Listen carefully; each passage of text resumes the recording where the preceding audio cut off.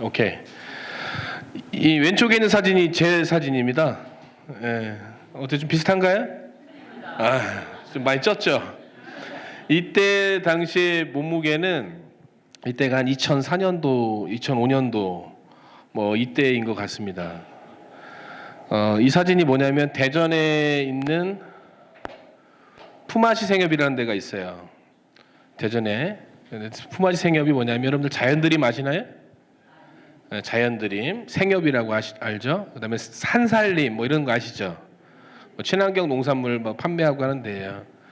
그런데 그 친구들이 생활협동조합이라고 해서 농촌도 돕고 또 친환경 먹거리를 잘 판매해주겠다 해서 농민들을 많이 모았어요. 근데 취지와는 다르게 생산자 중심의 생활협동조합이 아니라 소비자 중심의 생활협동조합의 형태로 바뀌어 나가고 있어요. 원래는 생산자를 돕기 위해서 생협을 만들었는데 소비자가 갑이 돼버린 거예요. 그러니까 소비자가 먹다가 뭐 딸기에서 조금 뭐 벌레, 날파리 같은 거 하나 묻어 있을 수 있잖아요. 그렇죠? 뭐 그런 거 묻어 있으면 버리십니까? 아니면 씻어 먹습니까? 그렇죠. 당연히 뭐 씻어 먹는 거죠. 근데 그런 게 껴 있다고 크레임을 걸어요. 그러면 농민들이 납품했던 딸기의 쿼터를 빼앗겨요, 안 빼앗겨요? 빼앗겨요. 그 다른 농가가 또 들어가는 어떤 이런 잘못된 관행이 너무 많이 벌어지는 것 같고, 또 소비자들의 비율을 상하게 하게 되면 농산물이 입고가 안 되는 일도 많고, 또 열심히 깨농사 져서 들기름 짜가지고 만들었는데 그 들기름을 안 가져가고 다른 데서 또 가져가는 일들이 많고, 또 이병승 목사님처럼 대전에서 빵을 납품하기로 해서 공장을 다 졌는데 짓고 나서 한 3개월 받다가 자기네들이 돈 벌었다고 구례에다가 빵 공장을 차려버리고 그런 일들을 하다 보니까 이 사람들 어떻게 처음에 취재하고 같아요? 틀려졌어요? 틀려져서 제가 생협 만들었어요. 제가 이때가 이 사진을 보면 기억이 남는데 서구청 주변에 있는 로컬 매장에 품앗이 생협이라고, 우리가 한살림도 좋고 아이쿱도 좋은데 소비자 중심의 생협 하지 말고 생산자 중심의 생협을 한번 만들어 보자. 그래서 몇몇이서 생협을 만들었습니다. 그때 만들었던 멤버가 누구였냐면 지난번 지방선거 보궐선거 때 대전 중구청이라고 있어요. 중구청장님이 낙마를 하셨거든요. 근데 그때 이번에 중구청장으로 되신 김재선 선배님이 저희 기독교계에 굉장히 큰 선배격으로 활동하셨던 선배님인데, 그분이 출마하셔서 중구청장이 되셨어요. 그때 그분하고 품앗이 생협을 같이 만들었고요, 저랑. 그다음에 또 다른 파트너가 누구였냐면, 여러분들 요즘 옛날부터 좀 국수집 하면 딱 생각나는 가게 있을까요? 무슨 나무 있죠? 국수나무를 창업해서 열심히 회사를 키워서 자신이 가지고 있는 100%의 지분을 온 직원들한테 다 차별 없이 n분의 1로 나눠준 그분이 이제 국수나무를 협동조합화 시키고, 회사를 주식회사가 아니고 협동조합화 시켰어요. 그리고 나와서 저랑 품앗이 생협을 만들었을 때 그때 사진입니다. 왜 이렇게 뭐 말이 많냐? 왜냐하면 그때의 모습하고 지금하고 되게 다르죠. 지금은 좀 약간 배부른 돼지? 배부른 돼지. 이때는 좀 청년, 가탈북한 청년의 모습 같습니다. 하지만 지금의 모습도 저는 부끄럽지가 않아요. 왜냐하면 저는 열심히 살고 있기 때문에 살만 좀 찌었을 뿐이지 스트레스는 더 받습니다 지금. 하지만 이때는 정말 육체적인 노동을 통해서 정말 뿌린 대로 거둔다라는 말이 있지 않습니까? 일을 하면 할수록 재밌었어요. 그때는 제가 농촌 목회자 연대회의라는, 이때가 초교파 모임이 있습니다. 전국에 한 300에서 400명 정도 목사님들이 계신데, 친미교단만 있는 것이 아니라 뭐 감리교, 기장교단, 성결교, 뭐 예장, 통합 이쪽 교단에서 실제로 농촌에서 농사를 짓거나 그리고 농업에 대해서 진심인 분들이 모여서 연대회의를 꾸려요. 그러면 그 사람들은 그 연대회를 통해서 뭘 하느냐? 교단끼리 얼러서 규모 있는 장터도 열고요. 그리고 농업 정책이 뭔가 국가가 잘못된 길을 가고 있거나 아니면 농업 정책이 농민 중심이 아니라 국가 중심으로 갔을 때 그래도 목회자 이름으로 성명서도 낼 그런 일들을 하고 있는 연대회라고 있습니다. 거기에서 열심히 가열차게 그때는 우리 침례교단이 가입을 되죠. 지금도 가입은 안 돼 있지만 제가 참여했고 일당백의 모습으로 가서 열심히 뛰었던 때이고 열심히 농사를 지었던 때이고 열심히 닭을 키웠던 때입니다. 제가 이 들고 있는 계란 보이시죠? 저기 한 알에 600원짜리 그때 당시 계란이었는데 이 계란을 생산을 했어요. 그리고 학교 급식이 학교에서 공짜로 밥 줄 때가 아닐 때예요. 이때는 선별적으로 가난한 친구들은 밥값 대주고 좀 잘 사는 친구는 밥값을 좀 면제해주고 그 속에서 또 낙인이 찍히고 차별이 생기고 했던 때고 학교 급식이 굉장히 완벽하게 프로세스화 되지 않았던 때입니다. 이 계란이 학교 급식에 들어갔더라면 좋았을 텐데 한 알에 600원이다 보니까 좀 여유 있는 분들이 좀 저희 계란을 좀 사 먹었어요. 그때 당시 제가 한 3,000수 정도 자연양계 야마기식 닭장을 해왔고요. 지금은 닭장을 안 하고 있습니다. 허가는 받아놓고 지금 닭장은 비어 있는데 여간 번거로운 일이 아닙니다. 축산 종사자들은 외국 나갔다 오면은 굉장히 불편해요. 혹시 축산 관계하시는 목사님들 계신가요? 손 한 번만 들어봐 주실래요? 다행히 없으시네요. 저는 외국 갔다 오면은 그 축산 방역 관계자들이 저를 쫓아다녀요. 이제 발을 이렇게 디뎠는데 저쪽에서 권길성씨 하고 막 찾으러 다녀요 저를. 왜냐하면 축산 종사자다 보니까 현장 가서 다른 데 축사 가서 방문해서 들어오는 줄 알고 그 들어올 때마다 검역을 하고 여기다 다 뿌리고 이름 적고 어디 갔다 왔냐부터 적어가지고 굉장히 피곤한 일들이 있어서 그때가 이때입니다. 이때 굉장히 가열차게 살았어요. 제가 농사를 열심히 지었습니다. 뭐 하나님께서 출애굽할 때 뭐라고 말씀하셨죠? 모세를 통해서 어디로 가라고? 뭐하고 멋이 흐르는 땅? 젖과 꿀이 흐르는 땅에 가라. 가나안 땅으로 가라고 하는데 일찍도 안 들여보내주셔. 그죠? 계속 뺑뺑이 돌립니다. 왔던 길에서 계속 돌아요. 몇 년 동안? 40년 동안. 그 초창기에 나왔던 그 어른들은 결국은 들어가요, 못 들어가요? 다 못 들어가고 후세들만 들어갑니다. 적어도 모세는 들여보내줬어야 되는데 결국 그 모세도 들어가요, 못 들어가요? 못 들어갑니다. 갔는데 성경에서 말하는 것처럼 젖과 꿀이 흐르는 땅이었을까요? 땅이었을까요? 절대 젖과 꿀이 흐르는 땅이 아니었다는 겁니다. 저 대학교 때 저한테 이 설교를 해주시고 이거에 대한 깨달음을 주신 분이 은퇴하신 구약학 교수님인 엄원식 교수님이십니다. 다들 아시죠? 엄 교수님을 제가 존경하는데 절대로 그 땅은 젖과 꿀이 흐르는 땅이 아니었다. 하지만 젖과 꿀이 흐르는 땅으로 만들 수 있는 여지는 있었다. 그게 뭐였냐? 들어간 사람들의 어떤 마음? 성실한 마음.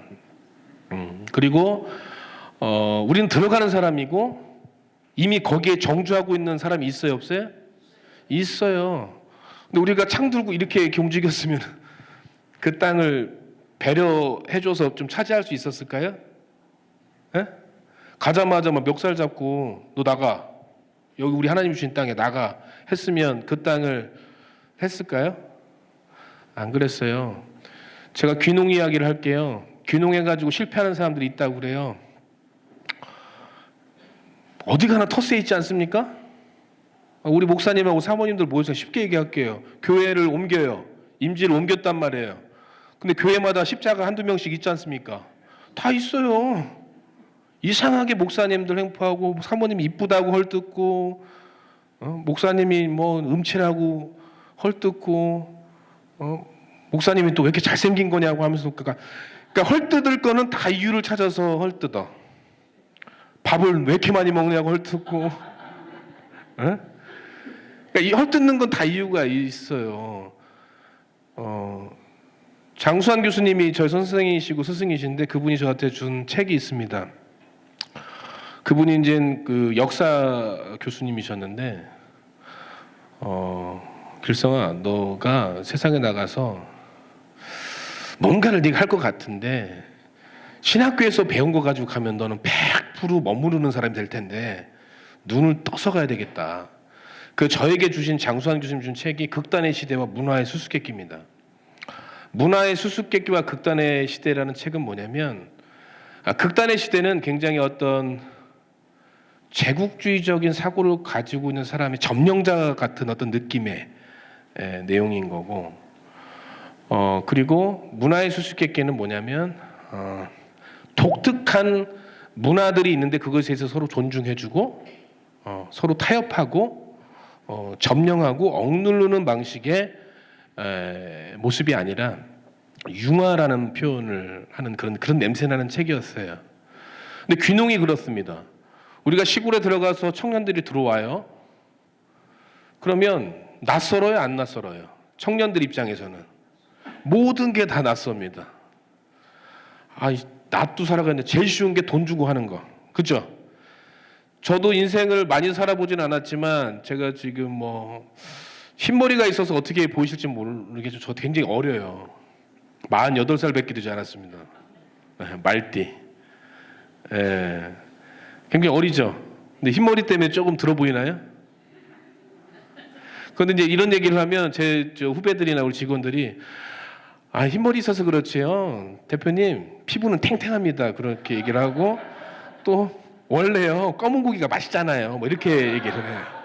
그러면서 오골개 맛있고 흑소 맛있고 흑돼지 맛있고 흑염소 맛있다. 그러니까 우리 대표님은 매력 있는 사람이다라는 것을 애둘러 검은 고기가 맛있다라고 이렇게 표현을 하더라고요. 귀농한 사람들이 이제 가면 쉽지가 않습니다. 막 문화하고 충돌하기도 하고요. 그 특히 충청도 가면은 충청도는 결론을 안 내려. 있어봐. 그리고 있어봐. 언제까지 있어봐. 낫 빌리러 왔으면 낫 좀 빌려줘 하면 되는데 뭐 말도 못하고 표현도 못하고 이렇게 답답한 어떤 문화의 충돌이 있는 지점이 있죠. 거기에다가 또 뭐가 있을까요? 귀농한 사람들은 뭘까요? 뭔가 농촌에 대한 희망을 갖고 사회에서 많은 경험도 했지만 실패도 하고 참 월급쟁이 생활도 참 이거 하루 이틀이지 맨날 불려가서 상관한테 조인트 맞고 구박당하고 정말 300-400 벌어서 도시에서 살 수 없는데 그래 농촌에 가서 200을 벌더라도 그냥 부담 없이 살자라는 그런 어떤 생각으로 들어왔을 텐데 200 벌을까요 못 벌을까요? 조수익 200 안 돼요. 안 돼요. 200만 원 비단 집은 다행입니다. 저도 그런 경험을 했죠. 목회를 그만둘 수밖에 없었던 건 뭐냐면 제가 설교자로서 부족해서 아니면 제가 음치라서 좀 들어갈 교회가 없어서 그런 건 절대 아니었고요. 저는 개척도 해봤고요. 부사역자로 있어봤고 다 했어요. 해볼 거 다 했어요. 다 했는데 담임 목사는 한번 해봐야겠다. 하지만 제가 어느 큰 교회 가서 후임자로 들어가기는 내 정서적으로 싫고 내가 돈 들여서 내가 개척해서 담임 목사 한번 하자. 그래서 담임 목사가 되었죠. 근데 이게 안 돼요. 그 교회가 개척해서 10명 되고 15명 되고 자립하기까지 여간 힘든 게 아닙니다. 저는 농사 짓고 떼양볕에서 일하는 것보다 목회가 더 힘든다고 생각해요. 맞죠? 대답 안 하시면 좀 편하신가 보네요. 살만하세요? 목회가 너무 힘들어요. 그리고 또 평신도의 삶을 살았던 아버님의 모습을 보면서 평신도 입장을 또 생각하게 되고 또 목회자로서 살아가신 우리 선배들 보고 또 제 후배들을 보면서 야 저렇게까지 살아야 돼? 라는 그런 자괴감도 들 때도 저도 있었습니다. 근데 사실은 저는 살고 싶어서 농업 현장을 떠났습니다. 살고 싶어서. 근데 그때 당시에 이런 사회적 운동성, 그 다음에 학교에서 뭐 선별적으로 나눠서 밥 주지 말고 그냥 우리나라 그 정도 수준 되니까 친환경으로 밥 주자. 그런 운동도 해왔고요. 그리고 충남 논산에서 농민단체 조직운동도 해왔습니다. 앞전에 농촌 세미나에서도 얘기했지만 여러분들 그 금산이나 충주나 음성, 괴산 이런 동네는 어떤 동네입니까? 어떤 동네예요? 산악지역이죠. 이 평야가 있어요, 없어요? 농지가 있어봐야 구릉지. 그러니까 이 친구들이 할 수 있는 것은 맨 인삼. 거기서 나오는 농산물들은 산나물. 그런 거 나오잖아요, 그렇죠? 근데 논산에서 뭐가 나와요? 쌀이 나오고 또 뭐가 나와요? 딸기도 나오고 막 생각만 해도 좋아요, 그죠? 근데 여러분들 우리가 오해하고 있는 사실이 있습니다. 북한 사람들이 게을러서 쌀이 없을까요, 있을까요? 쌀 있어요, 없어요? 있긴 있는데 걔네들은 고구려 때부터 가난했어. 왜? 추워서. 어떻게 쌀이 있어요? 가끔 강냉이나 있지. 그래서 고구려는 남하 정책을 핍니다. 어디로? 백제. 한강 이남으로 계속 확장하려고 그래요. 왜 그랬을까요? 식량을 차지하려고. 그래서 오해하는 게 좀 있어요. 북한은 체제가 그래서 가난한 게 아니라 거기는 옛날부터 그랬어요. 곡식이 없었어요. 그러니까 우리나라가 좀 줘야 먹고 사는데, 그러니까 뭐 이건 여담이지만 빨리 좀 통일이 돼서 우리 쌀 가져가고 북한에 있는 지하전 우리가 좀 썼으면 좋겠어요. 그럴 날이 좀 오고 또 우리 농선회가 주도적으로 통일 농업을 좀 준비했으면 좋겠다. 왜 그러냐면 사과가 올라가요. 계속 올라가요. 여러분들 논산에 있는 딸기가 참 유명했죠, 그죠? 딸기 축제도 하고 옛날엔 딸기 아가씨도 뽑았어요. 그 정도로 큰 행사였고 축제였는데 지금 논산 딸기가 명성을 많이 잃었어요. 왜 그랬을까요? 무분별한 귀농인들을 유치합니다. 1년에 100명씩 귀농인들을 가르쳐요. 그럼 걔네들이 하우스 5동씩 박아요. 그럼 1년에 늘어난 하우스 동수가 몇 동? 500동. 근데 이 친구들은 시설은 신식으로 짓지만 딸기를 농사짓는 기술은 있어 없어? 뭐 농사가 그냥 시스템만 도입하면 다 됩니까? 그러니까 맛이 없어요. 물딸기가 나와. 그런 딸기 섞여서 가락동 올라가서 평가를 받아요, 못 받아요? 먹어보니까 이제 논산 딸기 물딸기로 바뀌었다더라. 왜? 실력 있는 아이들이 농사 짓는 것이 아니고 귀농하면 얼마씩 줘요? 대출로. 대출 얼마씩 줘요? 우리 농촌에서 목회하시는 목사님들이 이런 것도 모르면 어떻게 농촌 목회 하신다? 적어도 농촌 목회사님들은 청년 노검회들을 뽑는데 심사위원으로 가 계셔야 돼요. 아멘? 가서 또 심사위원 가면은 또 봉투도 줍니다. 그 정도의 배경 지식은 좀 가지고 계셔야지. 얼마씩 줄까요? 7억이요? 3억. 3억부터 7억까지 주는데 신용이 좋아야 돼요. 그 담보력도 있어야 돼요. 그러다 보니까 땅 담보로 해주고 신용보증서 하게 되면 3억에서 5억 정도는 그냥 나와. 근데 그거는 운영자금으로 쓸 수 있다 없다? 없다. 그러면 철저히 어디에 쓴다? 땅 사고 시설하는 데까지만 하는 거예요. 그러면은 시설했어. 친구들이 야, 너 성공했다. 얘기할 수 있어요, 없어요? 시설만 보면 성공했어. 그런데 시설은 좋겠는데 심을 딸기 못값이 있어 없어? 없어. 그러니까 그때는 이제 가족 찬스 동원해. 이제 누나 공무원이니까 적어도 신용은 5천까지는 나와. 그럼 내가 딸기 해가지고 은행 이자보다 더 줄 테니까 나한테 투자해. 혹하거든. 그리고 딸기가 유통되는 걸 알거든. 그러니까 누나가 공무원이어서 대출을 5천만 원 받았어요. 근데 딸기 못값으로 들어갔는데 한 1억 정도 들어가 규모가 있으면 그럼 모자라는 금액은 어떻게 할까? 처갓집에다 얘기해야지 이제. 여보, 내가 처갓집에다가 해주면 우리 장모님 내가 딸기 이제 끝나면 루이비통 하나 사드린다고 얘기하고 한 2천만 원 가지고 와. 뭐 그렇게 해서 이제 딸기값 모았어요. 근데 딸기가 잘 생산이 됐으면 괜찮아, 그죠? 그잖아요. 농사를 못 져요. 농사는 그냥 기술로 대상기 두드려서 되는 게 아닙니다. 맞죠? 햇빛, 강수량, 습도, 병 오면 또 난리 나고 방제해야 되고. 그래, 농사 이제 잘 쳤어. 내가 갚으면 돼, 그죠? 잘못 지니까 잘 졌다고 생각하고. 그럼 이제 돈을 갚으려면 농사는 잘 쳐 딸기는 나오는데 판로가 있어요, 없어요? 있으면 괜찮은데 없어요. 왜 그러냐? 여기에서 귀농인들과 원 주민들하고 이제 갈등이 생겨요. 왜? 딸기에 대한 것은 좀 적당하게 올라가야 가격이 보장되겠죠. 그럴까요, 안 그럴까요? 근데 뭐든지 과잉 생산되면 가격이 떨어져요, 안 떨어져요? 그 귀농인들이 생산한 딸기를 장목반이나 공선장에서 받아줘, 안 받아줘? 쿼터를 주지 않아.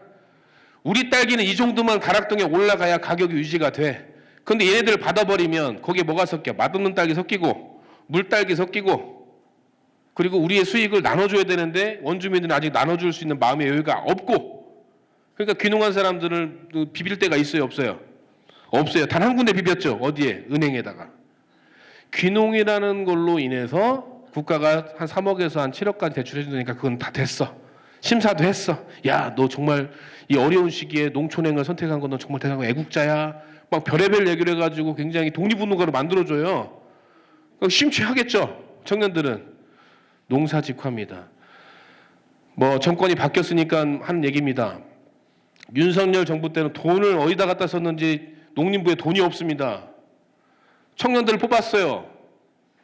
근데 그 보증서를 끊어줘야 은행에서 돈을 나오는데, 예전 같았으면 이제 나오니까 업자들이 그래 나오면 돈 줘. 그러니까 우리 공사 먼저 할게. 그 땅도 하고 시설도 다 해버렸어요. 근데 윤석열 정부에서 청년 귀농 청년들에 대한 그 예산이 나왔어요, 안 나왔어요? 안 나왔어요. 안 나와서 지금 떼양볕에도 100명 가까이 되는 청년 농업인들이 시위를 막 하고 있다가, 이전에 이제 이재명 정부가 잘 할지 안 할지는 잘 모르겠지만 잘 한다고 면담도 해주고 해서 이제는 뜨거운 날에서 데모하지 않고 철수를 했습니다. 농업은 이렇게 보장된 것도 변수가 있어요, 없어요? 있어요. 내가 옛날에 농사를 잘 졌더라도 하늘이 허락하지 않으면 어떻게 돼요? 작년에 논산 탑정리 저수지가 있어요. 굉장히 크고 거기 출렁다리도 있고 수십억, 수백억을 들여서 경관 사업을 했어요. 사람들이 많이 오니까 농민들도 좋겠죠. 관광 체험도 있고 하니까. 그런데 작년에 뚝방이 2번 터졌습니다. 그래서 그 귀농한 청년들이 가열차게 이모작으로 옥수수 한번 하고 그 다음에 한번 해보자. 그래서 부지런한 청년들이 옥수수에 옥수수가 다 잠겨버렸어요. 수만 평이. 너무 안타까웠어요. 그래서 제가 뭐 귀농하라고 한 것도 아니고 지네들이 결정했고, 내가 옥수수 심으라는 것도 아니고 지네들이 심었고, 근데 너무 안쓰럽잖아요, 그죠? 그래서 저희 임팩트에서, 그다음에 저희 사단법인 예스민에서, 그다음에 충남도에서 해서 그 일일이 지원할 수는 없어서 너희들이 이제 다음에 농사를 짓고 재기하면 포장재 지원 사업을 해줄게. 그래서 작년 가을, 겨울 되기 전에 5천만 원을 또 지원해줘서 포장재도 만들고 이렇게 해서 조금 어느 정도 보조를 해줬던 기억이 있습니다. 이렇게 농업에는 변수들이 굉장히 많습니다. 자, 우리 농촌 목회자님들이 오셨기 때문에 한번 여쭤볼게요. 자, 우리 교회는 주일 출석하는 성도님들이 100명 이상이다. 손 들어보세요. 한 명도 없어요. 자, 그러면 좀 줄여서 50명 이상은 된다, 우리 교회. 우리 권태용 목사님 저랑 좀 안면이 있으신 것 같은데. 그러니까요. 저도 권씨라서요. 권씨 맞으시네요? 예, 저 안동권 씨입니다. 안동권 씨. 아니, 예천권 씨도 있어요. 예. 몇 대 손이시죠? 33대.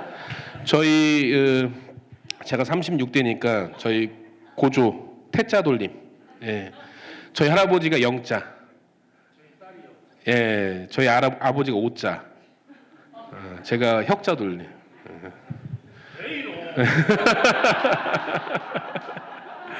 자, 이렇게 농업은 어렵습니다. 우리 농촌 교회도 어려워졌어요.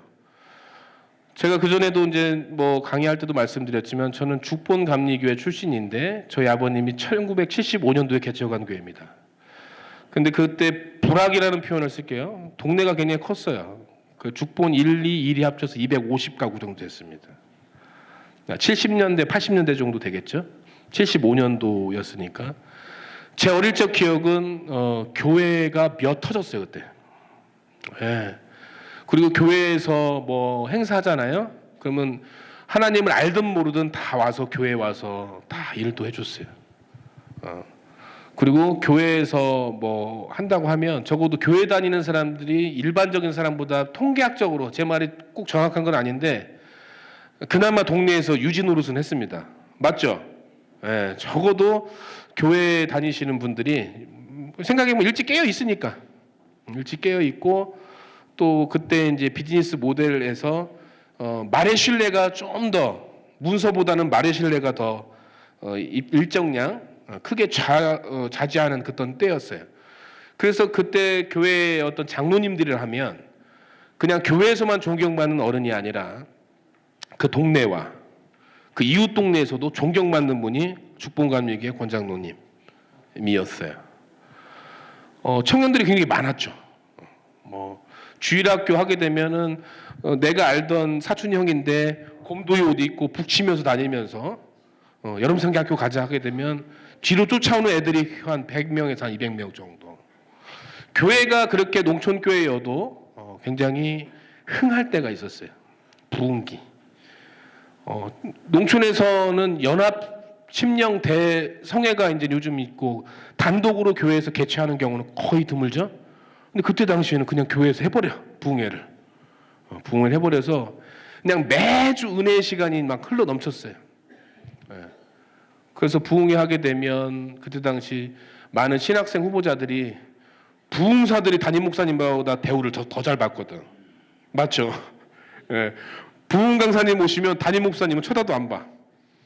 그러니까 거기서 소명 받아. 이미 뭐 담임 목사님이 뭐 이렇게 잘 하는데도 유독 왜 부흥 강사만 오면 그때 막 결단을 하고 뭐 주의 종이 되겠다는 일들이 많이 일어나고 막 그래. 아마 뭐 하나님이 선별적으로 역사하신 게 아니라 좀 분위기에 취한 때가 있지 않았을까라는 그런 생각 들고, 아무튼 농촌교회가 부흥하는 데 있어서 농촌 부흥 강사들이 오고 또 농촌의 성도들이 일심단결해서 교회도 짓고, 또 이제 교회 졌는데 이제 우리 목사님들 초가집에 살 수 없으니까 우리 교회 사택도 한번 해보자 해서 교회 사택도 잘 이쁘게 하고, 이제는 본당에서 주일학교 학생들, 장년들 다 할 수 없으니까 이제는 주일 학생들과 그다음에 학생들을 위한 공간을 만들어 보자. 교육관도 좀 이렇게 짓는 일들이 굉장히 많아졌습니다.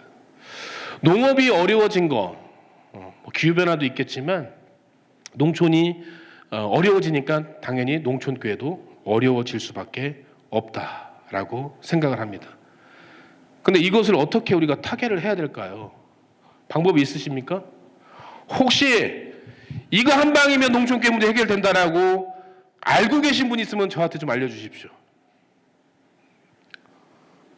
뭐가 있을까요? 뭐 있어요?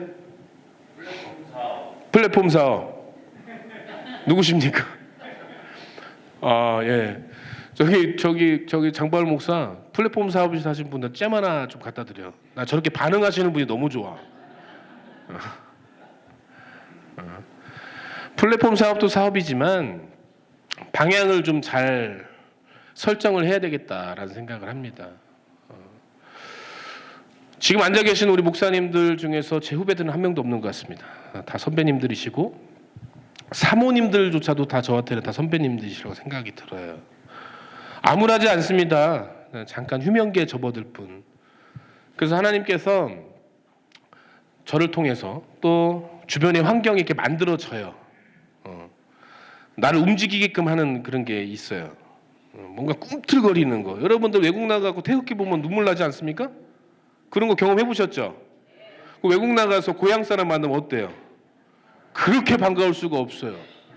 저 태국 가서 도무항공항에서 내렸는데 고등학교 친구를 만났어요. 너무 반갑더라고. 뭔가 뭉클한 게 있어요. 저는 농촌 출신이고 우리 아버님께서 농촌에서 엘더로서의 삶을 사셨고 평생을 감리교회 엘더로서 살고 계시고 아직도 주일 의무를 현역 때와 같이 의무를 다하고 계십니다. 그게 하나님과의 약속이었대요.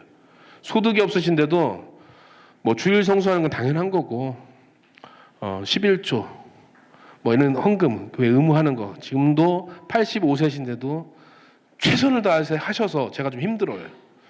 좀 그 나이 드시고 좀 하면은 좀 뒤로 빠지시기도 해야 되는데 85세신데도 교회 그 물질의 의무를 굉장히 현역 때처럼 하시니까 가끔은 10에 2조 얘기해요. 왜냐하면 차 살 때 뭐 교회 피아노 바꿀 때 저희 아버님은 뭐 본인 차 바꾸는 것도 교회 차 먼저 바꾸기 전에는 차를 절대 안 바꾸셨어요.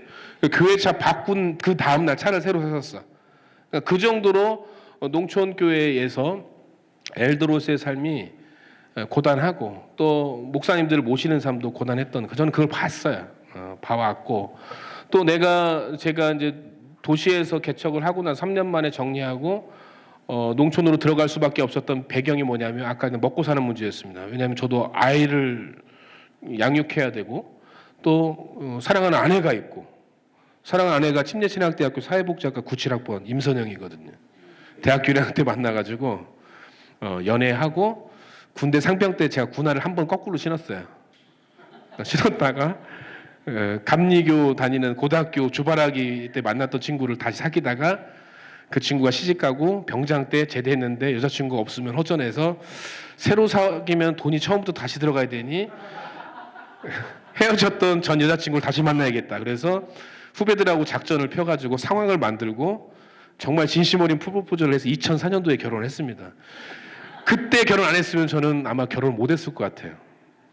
목회자들의 시집 올 친구가 있을까? 돈도 없고. 근데 그때 결혼해서 지금도 알콩달콩 살고 있습니다. 제가 왜 이런 말씀을 드리냐면 환경적 상황을 제가 말씀드리려고 하는 거예요. 근데 지금 보셨을 때 제 삶이 어떨까요? 지금 제가 이때는 누가 봐도 사우디캅이지 않습니까? 누가 봐도 태국 사람, 외국인 노동자 삘이 나는데 지금은 어떻습니까? 돈 많은 중국 부자. 돈 많은 중국 부자. 저희 목걸이 빼면 더 이제 이게 나와요. 이렇게 딱. 목걸이 빼면 딱 영락 없이 돈 많은 중국 부자 같아요. 이때가 저는 가장 건강했고 좋았는데 이때는 제가 나이도 어리고 목회 현장을 떠났고 농투신을 하다 보니까 교단하고 할 수 있는 일이 별로 없었어요.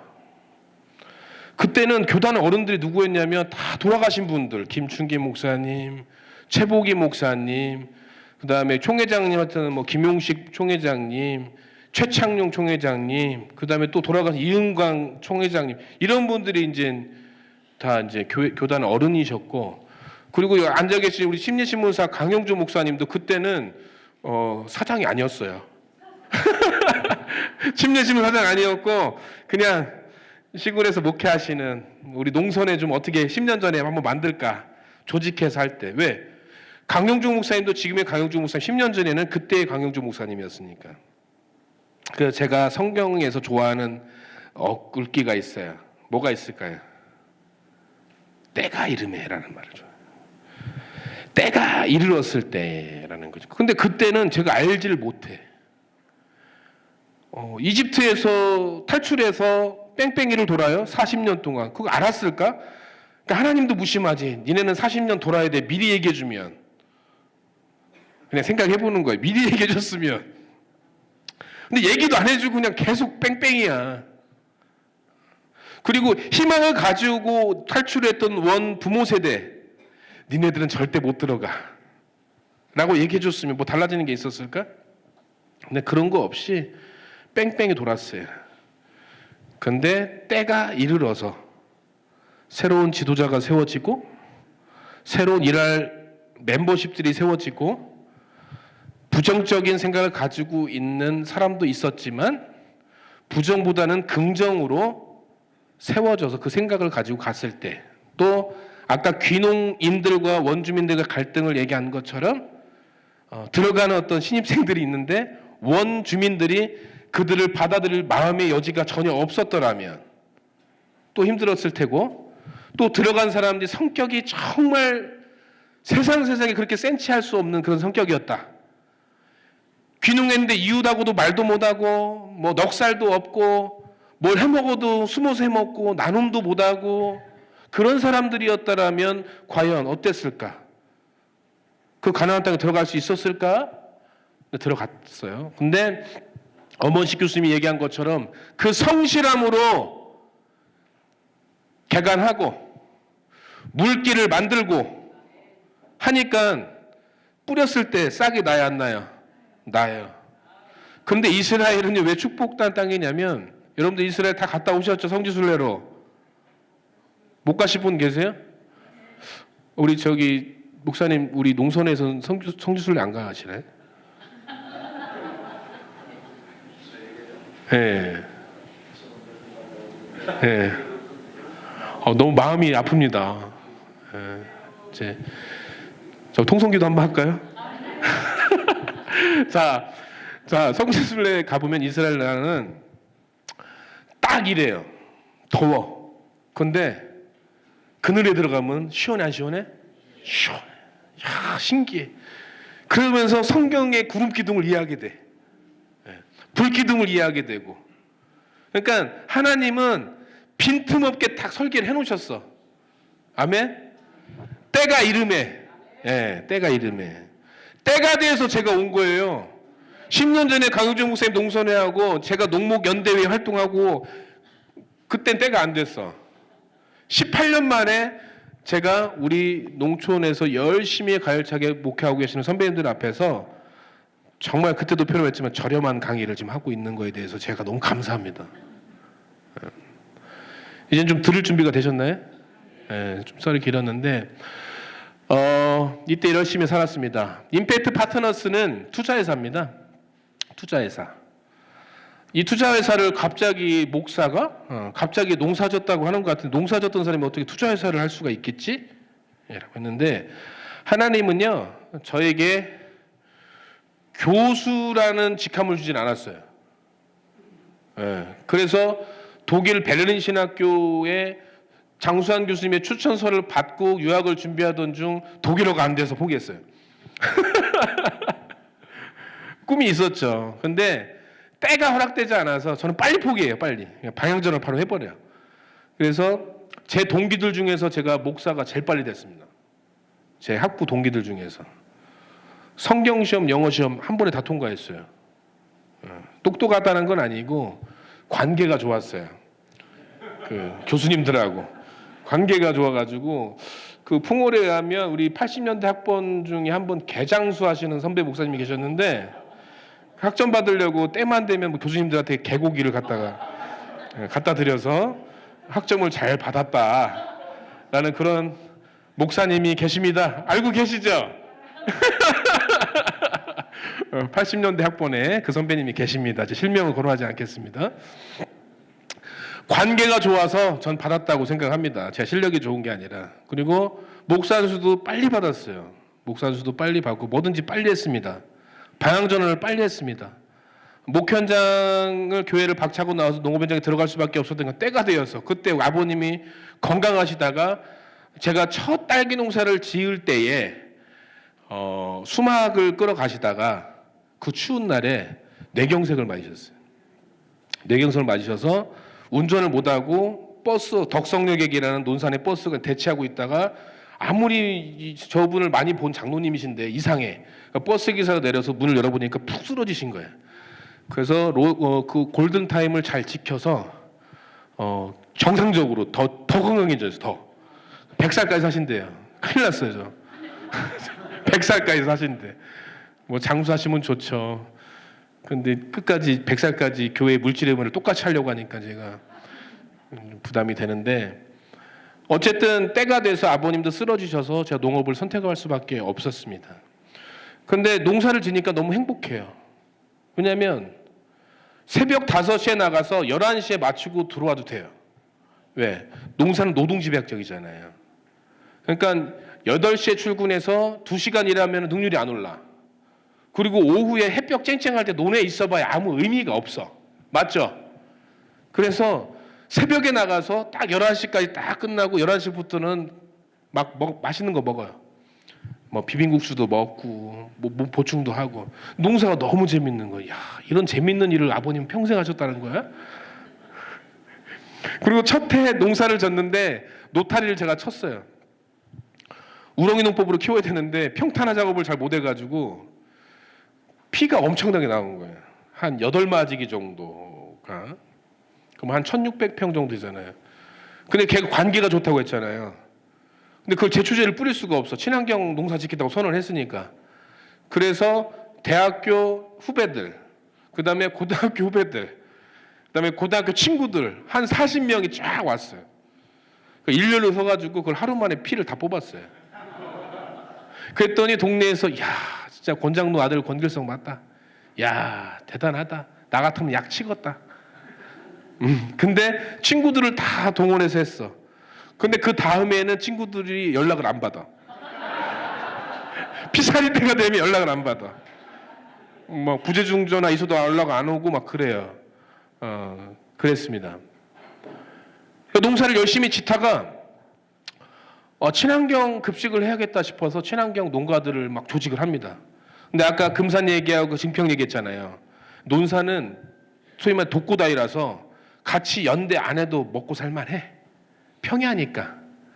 그러니까 연대가 잘 안 되더라고. 근데 어쨌든 잘 꼬셨어. 그래서 논산의 친환경 농업인 연합회를 출범시킵니다. 그리고서 우리 충남 도지사로 있던 안희정 지사와 같이 저희 동네 형님이었는데 그분이 학교 급식을 한번 같이 해보자. 그래서 충남을 친환경 무상급식으로 아예 만들어버리고 그다음에 친환경 농업을 하고 있는 농민들의 생산물들을 잘 선별하고 잘 가르마 타서 전량을 다 충남의 학교 급식에 넣었고 지금도 넣고 있는 그런 학교 급식 운동을 해왔습니다. 그럼 임팩트는 왜 하게 됐냐? 그냥 제가 농사만 지었으면 먹고 살만해요. 제가 농사 지어서 조수익이 깜짝 놀래 7억 정도 벌었습니다. 7억. 1년에. 다 제하고. 근데 왜 그렇게 벌었을까요? 저는 가락동하고 거래를 안 해요. 농사 져서 그냥 덤핑으로 넘기는 일을 하지 않습니다. 놀랍죠? 딸기 한 톨도 가락동에다 보내본 역사가 없어요. 저는 직판했습니다. 직판을 하고요. 저는 유통업자가 아니잖아요. 근데 노원동 농산물 시장에서 내가 유통을 하려고 딸기 10박스를 샀어. 근데 한 박스를 덤으로 주려고 깨면 될까요? 안 될까요? 깨면 돼요. 근데 깰 수가 없죠. 왜? 그것도 돈이니까. 근데 저는 농부지 않습니까? 그럼 저는 직판을 다 했어요. 딸기를 300박스씩 다 싸놓습니다. 거점 길목에다가. 거점 길목. 하루에 제가 하우스 18동이었으니까 딸기 하우스가. 딸기를 계속 그냥 따는 거예요. 근데 딸기도 그렇게 잘 열고 당도도 좋고 저는 이제 배지가 아니라 토경에서 키웠습니다. 유기농 딸기였고요. 딸기가 따도 나오는 거예요. 그리고 그때는 이런 날씨가 아니었고 딸기에 최적화되는 날씨였어요. 하루 땄잖아요. 보통 한 이틀 뛰어. 그 다음날 저녁 되면 익어. 그러니까 저는 이거를 말로 설명할 수가 없어요. 우리 아버님이 제가 이 얘기를 했더니 아버님도 그랬대요. 아버님이 교회 건축을 좀 해야 되는데 돈 내는 사람이 없잖아요. 그래서 고추 농사를 졌대요. 뒷밭 텃밭에다가 묵은 땅을 개간해가지고 똥도 많이 집어넣고 해서 했는데 보통 이만큼 나와야 되는데 아버님은 이만큼 고추가 나왔대요. 그리고 그때 또 고추금이 비쌌대. 그러니까 이거를 교회에다 드린다고 하면 엄마의 승낙이 있어야 되잖아요. 그러니까 엄마가 기쁘니까 당연히 온전히 그래 우리 교회 하는데 다 드리자. 근데 이런 역사가 있었던 집안에서 태어났어요 제가. 근데 제가 귀농에서 딸기 농사를 졌는데 돈을 어마어마하게 돈이요. 그 딸기를 팔잖아요. 그러면 한 팀 300박스 400박스 놓잖아요. 한 박스에 10,000원. 좋은 거 그냥 우수수 담아서 큰 걸로만. 딸기 손바닥가 물러지니까 우수수 담아. 그리고 거기다가 막 덤으로 4-5개씩 올려줘. 이게 이번 이벤트가 있어. 그럼 되게 웃긴 건 그 처음에는 잘 안 팔려요. 근데 5명 아줌마가 모이잖아요. 그러면 꼬리로 30명 붙어. 5명만 있으면 돼. 5명이 와서 딱 이렇게 주변 어성이고 막 이렇게 좀 흥분한 듯한 특유의 아줌마들의 어떤 목소리들이 있어. 그런 내용이 나오면 꼬리로 30명 붙는다니까. 그렇게 해서 파는데 이것도 이겠더라고요. 제가 8명을 고용해가지고 뭐 잘 사는 동네 아파트 단지 거기다 뜯겨 놨는데 8명인데 어떤 사람은 1시간 만에 그 딸기를 다 팔고 털고 가는 친구가 있어요.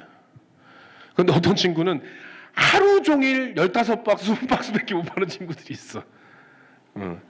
근데 거기서 좀 열심히 있는 친구는 잘 파는 친구의 노하우를 배우러 가. 걔는 뭐였냐면 다 팔면 20만 원씩가 줬어요. 1시간에 팔아도 20만 원을 줬고 하루 종일 팔아도 20만 원을 줘. 근데 다 못 팔아도 20만 원은 줬어. 근데 이 친구는 어떻게 했냐면 나한테 허락도 안 받고 딸기를 뜯어. 그러면서 덤을 준 거예요. 왜? 이 친구는 딸기를 빨리 팔고 가야 시간이 남잖아요.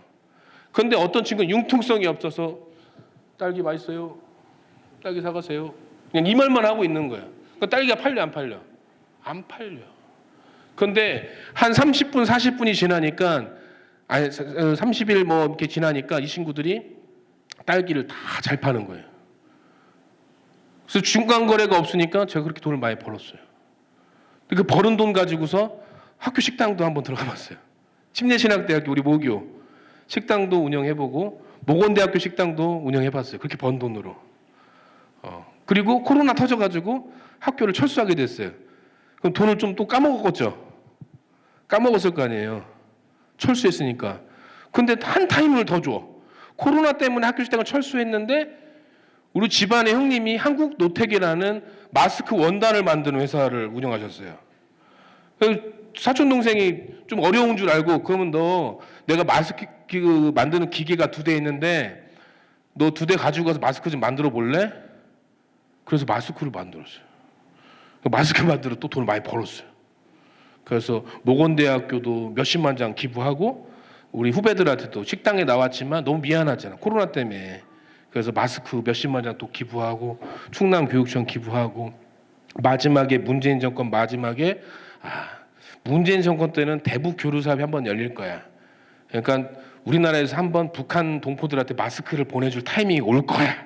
그래서 수천만 장을 또 찍어놨어요. 근데 이건 좀 빗나갔어요.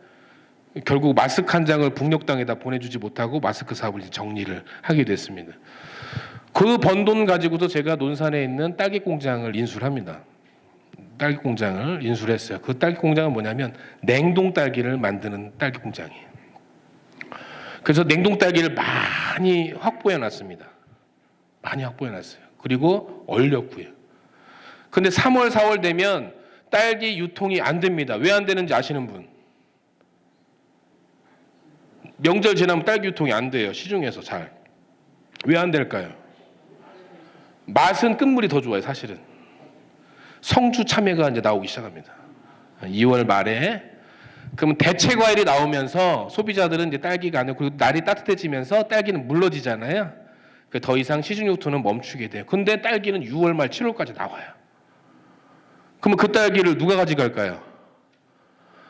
제가 가져가는 겁니다. 제가 인디비주얼 퀵 프리징이라고 해서 IQF라고 있습니다. 개별, 급속, 냉동.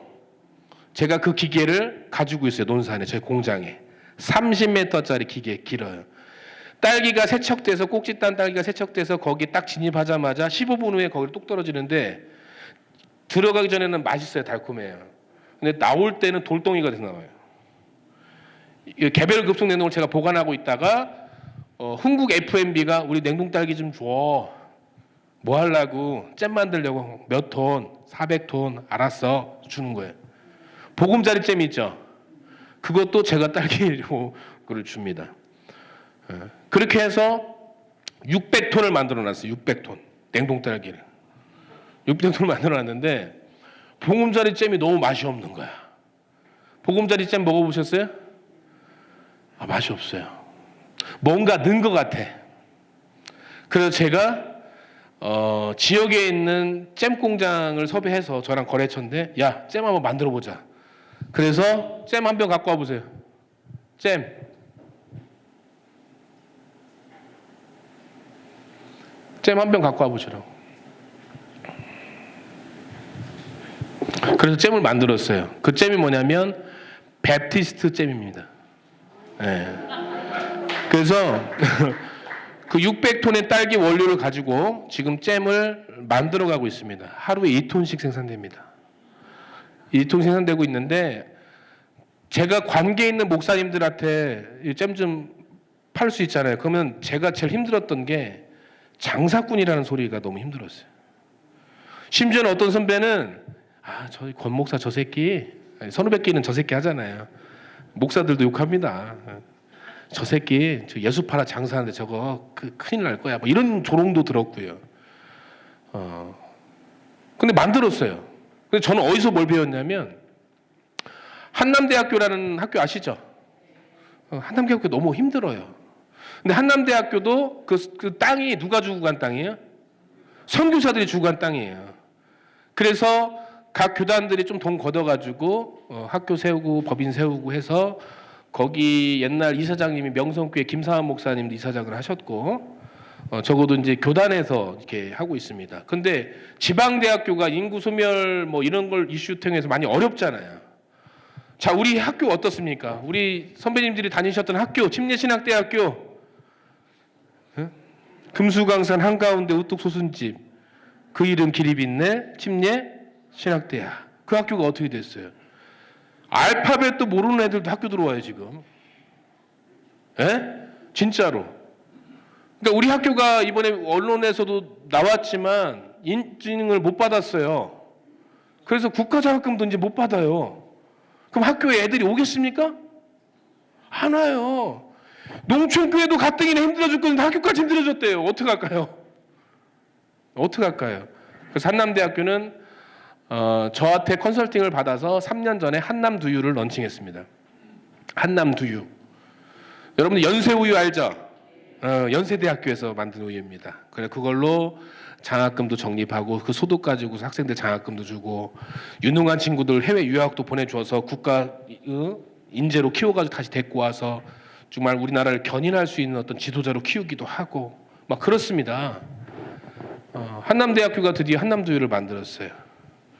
그래서 저는 베프티스트 뱁잼을 만들었어요. 잼을 만들었고 사과잼이 잼 나왔어요? 어디 있어요? 네? 네네. 사과잼도 이제 출시가 됐습니다. 사과잼은 횡성에서 이제 그 신앙생활 하시는 장로님, 우리 심리교단 장로님이십니다. 그분이 횡성 사과를 갖고 와서 잼을 만들어서 사과잼이 런칭이 됐고요.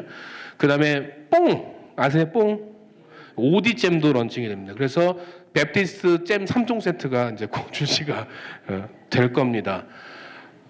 그리고 영암하고 모포를 갔더니 무화과가 또 엄청나요.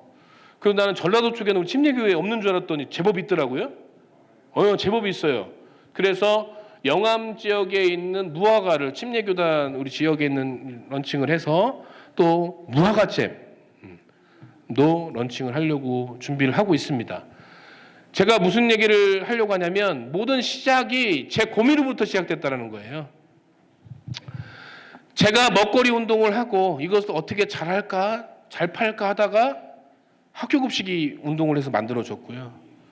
그리고 이 딸기를 이 시기에 다 버려지는 딸기를 어떻게 할까 하다가 IQF라는 인디비주얼 큐 프리징, 개별 급속 냉동이라는 딸기를 만들어서 그 시간이 지나도 냉동으로 딸기를 얼려서 형태가 그대로 유지하고 그걸 가지고 잼을 만들 수 있는 기술을 또 만든 거예요. 제 고민으로부터 시작된 거예요. 임팩트 파트너도 마찬가지입니다. 제가 그 회사가 규모화가 되면서 우리 목사님 사모님 제가 혼자라면 정말 자유롭게 목회하고 제가 하고 싶은 목회 다 할 수 있잖아요. 제가 혼자라면 그죠? 아골골짝 빈들에도 복음 들고 가려우다. 같이 가면 못 가잖아요. 근데 제가 혼자라면 어디든지 갈 수 있지 않습니까? 그런데 자녀들도 있고 왜 목회자 자녀들은 교수님 하면 안 돼요? 목사님 자녀들은 유학 가면 안 됩니까? 아니 목사님 자녀들은 피아노 좀 전공하면 안 돼요? 목사님 자녀는 첼로 전공하면 안 됩니까? 왜 우리는 목회자라는 그 자체가 직분 자체가 부담스러워서 재능이 있고 뭔가 하고 싶어 있는 내 자녀들한테 뭔가 배우고 가르칠 수 있는 기회조차도 스스로 박탈하면서 살아가는지를 저는 모르겠더라고요. 예.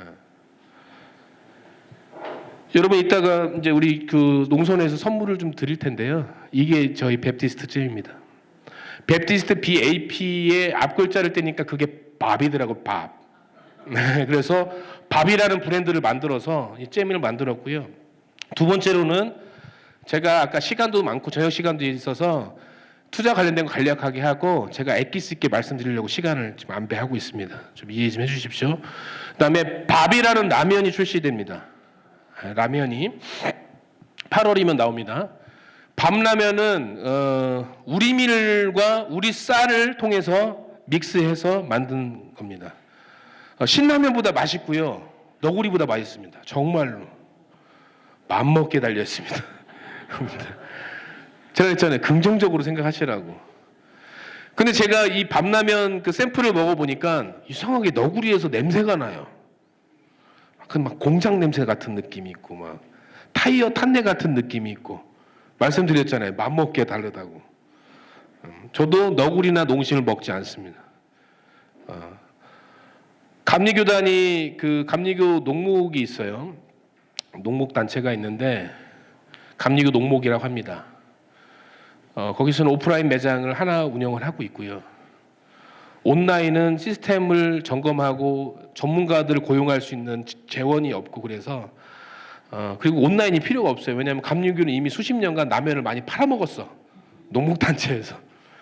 감리교 교동, 강원도 교동에서 감리교 목사님들이 공동체로 쌀 농사를 짓는데 그 쌀을 가지고서 새로운 식품에다가 의탁을 해요. OEM 계약을 해서 감리교 라면을 만들어서 감리교 모든 성도들이 그 라면을 한 박스 이상은 다 사 먹습니다. 그러니까 감리교 농목은 좀 탄탄해요, 안 탄탄해요?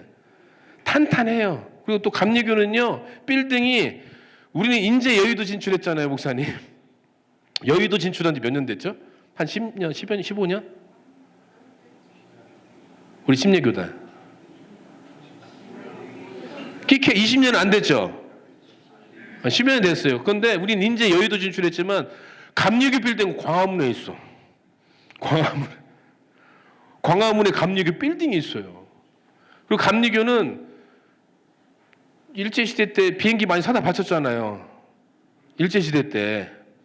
그래가지고 특혜를 좀 많이 받았어. 근데 우리 심리교단은 어떻게 됐어요? 우리 총회장님들 다 순교했잖아요. 우리는 한번 그냥 끝까지 가. 타협이라는 게 없어. 배신이라는 게 없어. 감리교 김한란 박사가 비행기 2차 세전 때 비행기 선안할 때 우리는 그냥 죽었어. 우리 교단 지도자들은. 그런 저력 있는 교단이 우리 침례교단인 줄 믿습니다. 네, 맞아요. 이걸로 좀 위안 삼자고요. 걔네는 돈 많고 우리는 땅 있고. 그렇게 위안 삼읍시다. 그리고 우리 농촌 목회자들은요.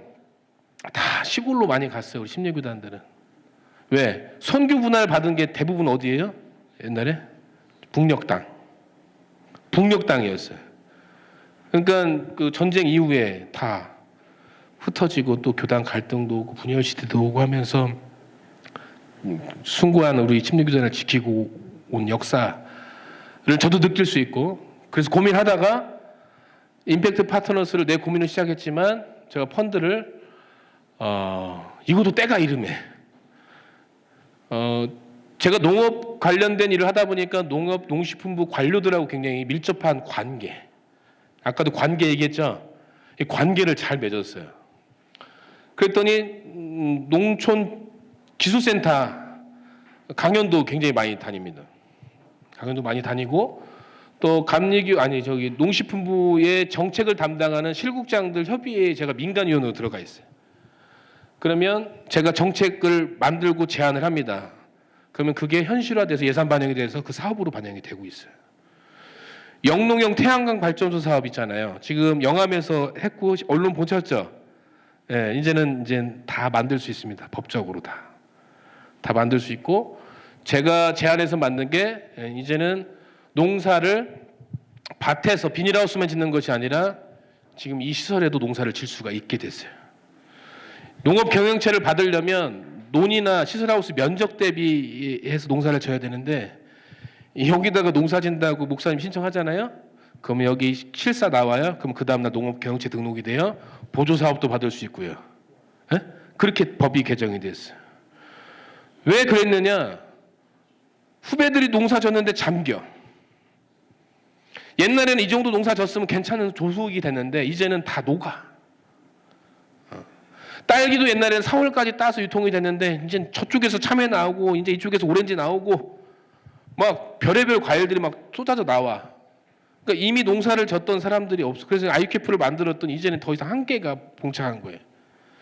이제는 스마트팜으로 전환할 수밖에 없다.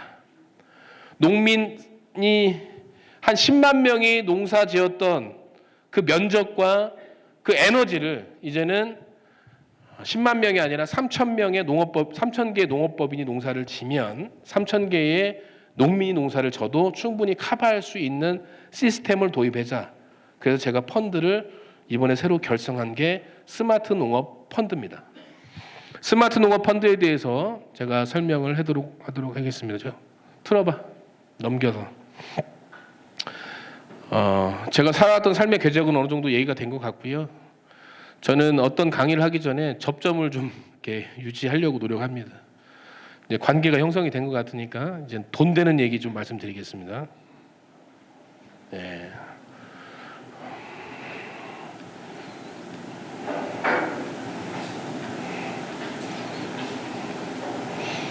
이게 안 넘어가는데 어디다 놓고 해야 돼? 첫 번째로 가요. 첫 번째.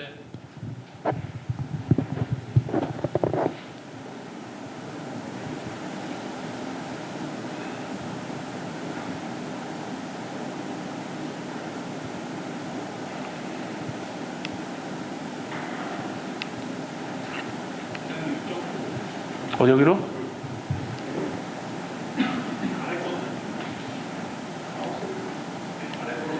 오케이. 위에 거 누르면 올라가고.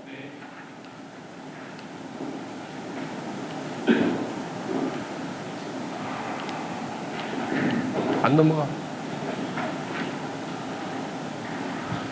저희가 결성한 펀드가 있는데요. 저희가 이제 그 펀드를 결성하려면 그 뭔가를 담으려고 해도 그릇이 좀 있어야 되지 않습니까? 그러니까 사람에 대한 그릇인데 시스템에 대한 그릇이 제가 갖춰져 있지가 않았어요. 그래서 자본금 20억에 벤처 캐피탈이라는 회사를 만들어서 중소기업 벤처부에 업무 등록을 하고 그다음에 농식품부가 추진하고 있는 국가펀드를 공모에 참여해야겠다라는 생각으로 제가 번 돈을 다 모아서 20억 이상을 세팅해서 이제 만들려고 합니다. 그런데 펀드를 공모하는 시기와 저희가 그 회사가 만들어진 시기하고 안 맞아요. 시기가. 펀드를 공모할 시기가 3월이라면 저희가 회사를 설립하고 나오는 인가받는 데까지 나올 때가 7월이야. 그럼 올해 펀드는 무산되는 거예요. 그렇죠? 그릇이 없으니까 펀드를 못 딸 거 아닙니까? 그래서 제가 농림부하고 농구원 원장님한테 가서 형님 나 진짜 내가 억울해서라도 펀드를 만들어 놓으면 농업 쪽 펀드를 만들었잖아요. 그러면 농업에다 투자를 해야 되는 거예요? 안 해야 되는 거예요? 당연히 농업에 투자를 해야 되는 거지 않습니까? 농식품부도 그렇게 하라고 맡긴 거 아닙니까? 국가 돈을. 물론 민간 자본도 들어오지만. 근데 사람들이 영화에다 투자하는 거예요. 그 펀드를. 영화에다가. 그 돈을 요트 사업에 투자하는 겁니다. 요트 사업에다가. 그리고 그 돈을 블록체인을 만드는 사업에만 투자하는 거예요. 농업하고 관계가 있어요? 없어요? 없어요. 그래서 제가 투자를 받고자 해서 했다가 투자를 결국 못 받아서 이거 그냥 내가 VC를 하나 차려버려야겠다. 그래서 차리는 것보다는 조금 작은 VC를 내가 인수하는 게 낫겠다 싶어서 제가 인수를 해버려요. 그게 임팩트 파트너스입니다. 인수를 해서 첫 해에 펀드를 그냥 바로 따버립니다. 제가. 영파머스 펀드라는 걸 152억짜리를 따버렸어요. 그래서 지금 그 영파머스 혁신 펀드라고 해서 임팩트 파트너스는 2억을 돈을 냈고요.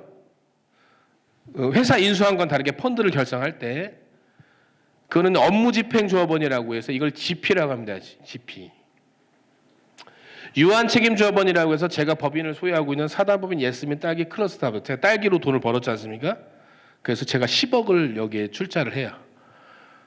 그다음에 5억은 제 관계사가 들어갔고요. 그다음에 국가가 135억을 투자해서 152억을 결성을 합니다. 결성을 하는데 이때는 투자에 대한 대상이 뭐냐면 펀드마다 색깔이 달라요. 영파머스니까 어떤 사람한테 주는 펀드라고 생각하십니까? 그렇죠. 만 49세 미만의 대표자인 회사, 경영체에게 주는 펀드입니다. 그래서 1차 산업을 육성하거나 축산물 가공 유통하고 뭐 이런 기준이 있어서 저희가 투자한 회사가 팜트리 농업회사, 충북 오송에 있는 회사에 10억을 투자해줬고요. JLFS는 그 닭고기를 절단해가지고 가공하는 회사입니다. BBQ나 이런 데 납품하는 회사예요. 거기에 20억을 투자해줬고 쭉 뭐 밀가루를 농사짓는 회사에 5억. 뒤에 나와 있지만 저 키 큰 사람 뒤에 있는데 저 친구가 리비즈팜 대표인데 리비즈팜은 2번 투자했어요. 그래서 9억을 투자해줬고요. 쭉 이렇게 투자를 해줍니다.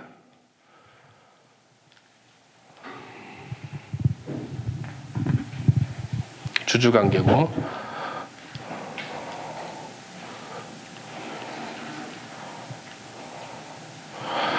그 다음에 농식품 벤처펀드라고 저희가 2번째 펀드가 있습니다. 이런 벤처기업에다가 지금 투자해주는 방식인데요. 여기 보면 이제 투자 현황이 비타카페부터 쭉 팜토리에 또 12.1억이 좀 들어갔습니다. 12억 1천만 원이 이렇게 들어갔고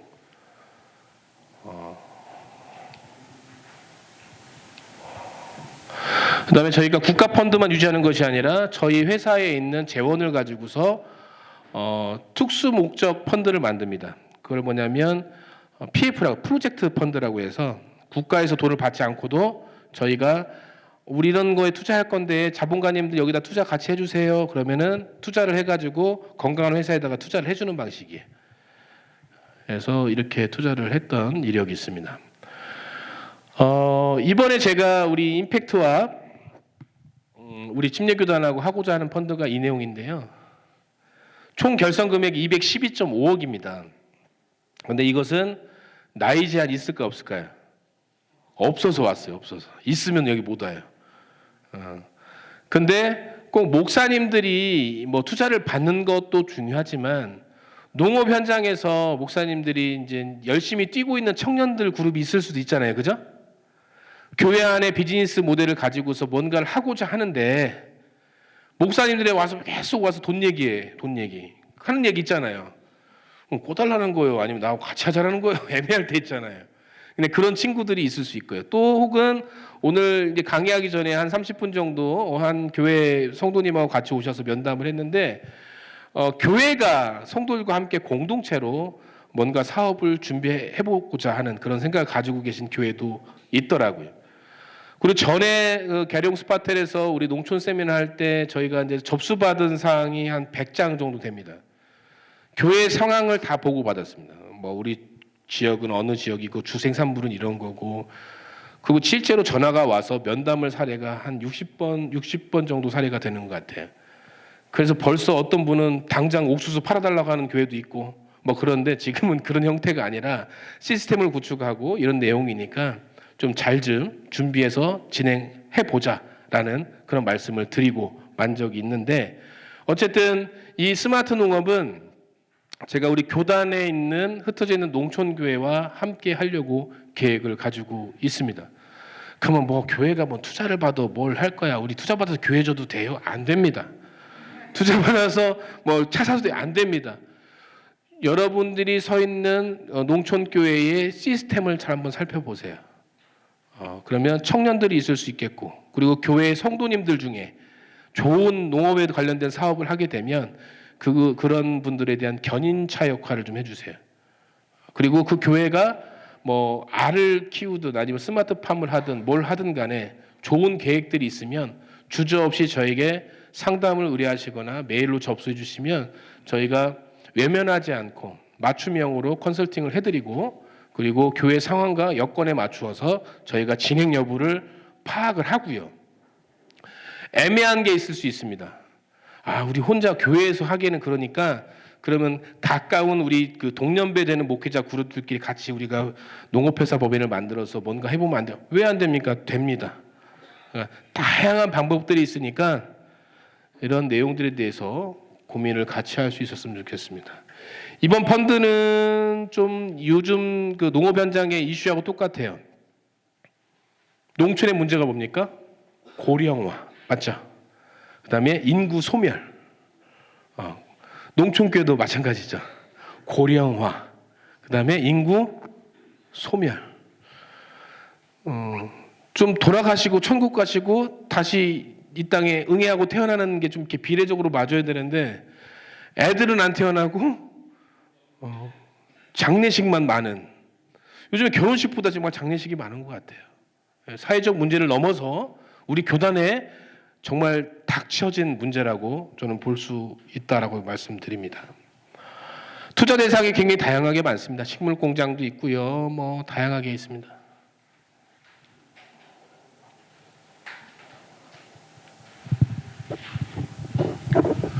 밥 플랫폼 사업을 좀 소개를 해드리는데요. 제가 아까 말씀드린 것처럼 잼이 첫 번째 상품이 되고 쭈루루 나올 겁니다. 그냥 들으시고 동의하시면 그냥 반응을 해주셨으면 좋겠습니다. 여러분, 제가 생각하고 있는 게 뭐냐면 착한 소비를 하면 선교가 자동적으로 되는 시스템을 만들려고 하는 거예요. 여러분들 어느 식당 가서 밥을 먹으면 그냥 액면가로 받는 게 좋을까요? 뭔가 쿠폰을 받는 게 좋아요? 액면가, 쿠폰도 받으면 좋잖아요. 그러니까 액면가 받고 다음에 또 오세요 하고 쿠폰 주면 재밌지 않을까요? 좋죠? 예. 그래서 제가 지지난주에 우리 교단하고 하나님께 드린 예물도 카드로 할 수 있게끔 일단 만들어 놨어요. 예, 카드로. 근데 카드를 하게 되면 우리가 금융 결제 시스템이 소비의 개념으로 보면 거기에 부가세가 붙겠죠. 근데 우리가 하나님께 드리는 교회의 예물은 뭐예요? 기부금이죠. 예물이고 헌금이고. 그 코드가 애매한 거예요. 그래서 목사님들이 맨날 이런 것도 있잖아요. 헌금 뭐 5만 원 해놓고서 기부금 영수증 10만 원 끊어달라고 하는 성도들이 있잖아요. 목사님들 범법자 만들고 하는 거. 그렇게 하면 안 되고, 그리고 또 목사님들이 소득이 없고 세금 신고를 안 하니까 오히려 국가로부터 받는 혜택이 없어요. 그래서 이것을 좀 제도적으로 좀 개선해보고, 우리 교단뿐만 아니라 모든 교단을 할 텐데 가장 첫 번째는 우리 교단부터 시작하고자 해서 KT와 금융교육자나 우리 교단하고 지지난주에 협약식을 맺었습니다. 그래서 뭐 큰 교회든 작은 교회든 키오스크가 다 들어갈 수 있는 채비를 만들 거예요. 그래서 11조 누르면 카드로도 헌금하고 자동적으로 기부금 영수증이 정산이 될 수 있도록 그렇게 시스템을 구현해 냈고 왔습니다. 그런데 너무 그렇게만 가면 재미가 없잖아요. 그래서 거기에 우리 밥 플랫폼에서 우리 권 목사님께서 하루에 식품으로 먹는 거에 대해서 어느 정도 가정에서 사용하십니까? 금액으로? 예, 금액으로. 대략 3, 4만 원? 안 먹고 사세요? 하루에? 진짜 많이 들어가시네. 한 달이면 100만 원 이상이 식비로. 그러니까. 그러면 얘기해 볼게요. 여러분들 우리 권 목사님이 한 달에 100만 원 정도의 소비를 하신답니다. 먹는 걸로. 근데 그 먹는 소비가 대부분이 쿠팡이겠죠? 저희는 배달이 안 돼요. 배달은 안 되고. 그럼 아니면 그 가까운 농협이거나 뭐 지역 마트거나 뭐 이런 거 되겠죠. 근데 우리 100만 원으로 소비하시는 우리 권 목사님의 소비가 우리 교단 플랫폼에서 소비한다면 그거 어떻게 될까요? 상상을 해보자고요. 자, 이 자리에 앉아 계신데 어림잡아서 한 100명 되실 것 같은데 이 100명의 그 소비 결사대가 우리 교단을 위해서 100만 원을 소비한대. 어차피 소비할 거 우리 교단 플랫폼에 소비한대. 칫솔도 우리 교단 배 플랫폼 취약. 화장지도 배 플랫폼 화장지. 우리 사모님들 립스틱 좋아하시잖아요. 립스틱도 밥 립스틱. 어렵지가 않아요. 할 수 있어요. 잼 만들잖아요. 그죠? 잼 만들었잖아요. 또 하나. 지금 제가 가지고 있는 아이템 가지고서 제안을 했을 때 금융보험사에서 연락이 옵니다. 왜 제가 이제 밑밥을 깔았어요. 야, 니네들 참여 안 하면 니네 힘들 거야. 그랬더니 뭔데요, 목사님? 목사님 왔어요. 야, 우리 심리교단 3,500개야. 3,500개. 참여 안 해도 3,500대야. 얘기가 돼요, 안 돼요? 교회만 건물만 해도 3,500개야. 그게 그 등기된 건물이든 재단 가입된 거든 상관없이 그냥 3,500개로 보면 화재보험이든 자동차 보험이든 우리가 보험 상품을 만들어서 할 수 있을까요, 없을까요? 있어요. 여러분들 우리가 TV를 좀 바꿔야 돼. 근데 LG가 좋아요, 삼성이 좋아요? 우리한테 싸게 파는 놈이 좋은 거야. LG가 좋든 삼성 이게 아니라 여러분 흰 고양이가 좋아요, 검은 고양이가 좋아요? 쥐 잡는 고양이가 최고인 거예요. LG든 삼성이든 상관없으면 자 우리 이번에 우리 밥 플랫폼에다가 TV 좋은 거 런칭할 거야. 85인치 얼마? 막 그러면 LG가 저기 500만 원이라고 했는데 니네가 600불로면 안 되지. 아 그럼 우린 450만 원 할게요. 이게 되는 거예요. 무슨 말인지 아십니까? 그렇게 하려고 발 플랫폼을 만들었어요. 그런데 우리가 농촌의 문제부터 해결할 수 있는 방법을 저는 택했습니다. 그래서 먹거리부터 바꾸고 사모님 손 들어보세요. 내가 좀 집에서 살림 좀 한다. 살림의 여왕이다. 자, 우리 사모님 되세요? 네, 사모님은 저기 저염식 하십니까? 음식에 소금을 넣으십니까? 적당히. 그 적당히 치는 소금을 베프티스트 소금으로 하면은 살 거예요, 안 살 거예요? 예, 그렇게 할 겁니다. 설탕 드세요, 안 드세요? 설탕, 우리 침례교 해외 선교부에서 파송한 해외 선교사, 필리핀이든 거기 가 있는 친구들한테 설탕 넘겨. 페어 트레이드 할 거야. 그러면 그 선교사가 열심히 일하겠죠. 그리고 그 선교사들이 그 현지에 있는 설탕을 잘 팔아주면 복음이 전달돼요, 안 돼요? 되겠죠. 그리고 가끔씩 가서 또 교회도 져주고 보트도 사주고 학용품도 좀 사다 주고 페어 트레이드를 통해서 우리 설탕을 전 세계에 굉장히 메이저급 되는 그런 그 메머드급 회사의 설탕이 아니라 그런 설탕 우리가 소비한다면 어떻게 될까요? 좋지 않을까요? 커피 좋아하시죠? 정말 저도 장수환 교수님한테 커피를 배웠는데 한 20년 된 것 같아요. 그래서 제가 커피 밀 사업을 했어요. 윤선주 목사하고. 근데 윤선주 목사하고 제가 커피 유니온을 만들고 협동조합 만들고 페어 트레이드를 하겠다. 그래서 우리 침례교단 선교사 나가 있는 분들이 커피를 메이드해가 저한테 보내주면 공장 가입을 해주고 묘목을 사야 된다고 하면 묘목도 사주고 그랬어요. 근데 큰 계약을 앞두고 때가 이르러서인지 모르겠지만 윤선주 목사님이 자다가 하늘나라 갔어요. 그래서 커피 사업이 멈췄어요. 근데 그분을 기념하는 사업으로 우리가 커피를 공정하게 수입을 해서 우리 밥 플랫폼에 올려놓고서 커피를 핸드드립으로 교육도 하고 맛있게 먹는 레시피도 알려주고 커피를 소비한다면 어떨까요? 좋지 않을까요? 여러분들 제가 지난번에도 얘기했지만 올해든 내년이든 이제 보이는 데마다 이제 들깨를 다 심으십시오라고 저는 자신 있게 얘기했어요. 왜일까요? 우리 성도들이 쓰는 들기름을 오뚜기가 아니라 우리 베프티스로 바꾸면 어떨까요? 좋지 않을까요? 그런 사업을 하려고 제가 합니다. 근데 그 사업을 제가 주도적으로 할 수가 없어요. 저는 사업가가 아니고 전 투자자입니다. 그래서 이런 내용들을 다 가능합니다. 상추하세요. 샐러드 하십시오. 우리 성도들이 일주일에 한 번씩 샐러드 박스를 구독하면 어떻게 될까요? 놀라운 역사가 일어날 것 같지 않습니까? 제가 말씀드릴게요. 제가 서두에 말씀드리지 못했는데 제가 첫 농사 졌을 때 친환경 유기농 우럭이농법으로 농사를 졌습니다. 그때는 학교 급식이 열리지가 않았어요. 학교 급식에 밥을 주지 않았어요. 그래서 어떻게 했을까요? 교회를 두드렸어요. 근데 우리 심리교단에 있는 선배님들은 큰 교회가 없어. 내가 아는 선배님들은. 그래서 감리교의 문을 두드렸어요. 감리교육 문을 두드렸더니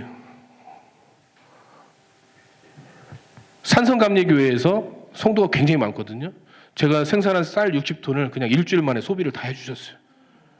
어디 팔 데도 없었는데.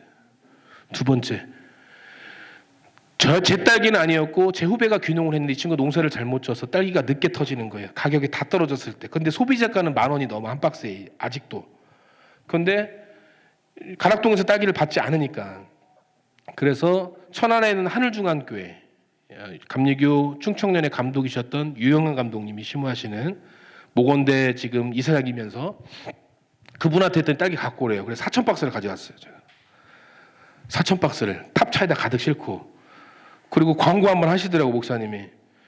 교단은 다르지만 원래 침례신학대학교 목동에 있을 때 위아래 집이었다고 얘기하시면서 정말 농업 현장에서 열심히 목회하시는 사랑스러운 후배고, 또 이 권 목사 아버님이 감리교 장로님이시고 막 이런 설교했더니 막 성도님들이 그래서 로비에서 딸기 냄새가 그렇게 났군요 막 하면서 얘기를 해요. 그냥 한 박스에 10,000원인데 2박스 가져가면 30,000원 내면 감사하고, 그렇게 했더니 4,000박스가 2시간 만에 그냥 다 이렇게 팔리는 게 있는 겁니다. 그럼 저는 그 농가 졌던 귀농한 사람한테 어떻게 면이 서요 안 서요? 너 상월 감리교회 출석해라. 너무 감사하지 않냐? 아직도 교회 출석을 잘 하고 있고 농사도 잘 짓고 있습니다. 저는 그때 교회가 예배 공동체이고 먹거리 공동체이고 다 좋다 이거예요. 신앙 공동체 좋다. 이거 소비 공동체구나. 우리가 건강하게 소비만 잘하면 물길을 열 수 있겠구나라는 생각이 번쩍 들더라고요. 근데 그때는 고민만 가지고 있었어요. 왜? 제 역량이 그렇게 크지 않았기 때문에. 근데 펀드를 503억 정도 따고 이렇게 굴리고 하다 보니까 이게 그런 게 힘이 생기나? 그래서 내가 돈 없을 때도 나 항상 당당하게 살았는데 돈 있다고 내가 당당한 건가? 막 고민을 했어요. 내가 이렇게 하는 것을 뭐 하는 사람들이 이렇게 교만해졌다고 이렇게 괄시하면 어쩌지? 라는 그런 생각도 했어요. 근데 제가 정리했어요. 그래서 그냥 나한테 돈은, 자금은 땅 팔 때 삽하고 같다. 예? 땅 팔 때 삽이 필요하잖아요. 저한테 있어서 자본과 물질은 그냥 도구일 뿐이다. 이 펀드 자금을 어떻게 사용하고 어떻게 활용하는 거에 따라서 이건 결과값이 달라질 수 있겠구나라는 생각이 들었습니다. 그래서 저는 베프티스트를 일단 만들었어요.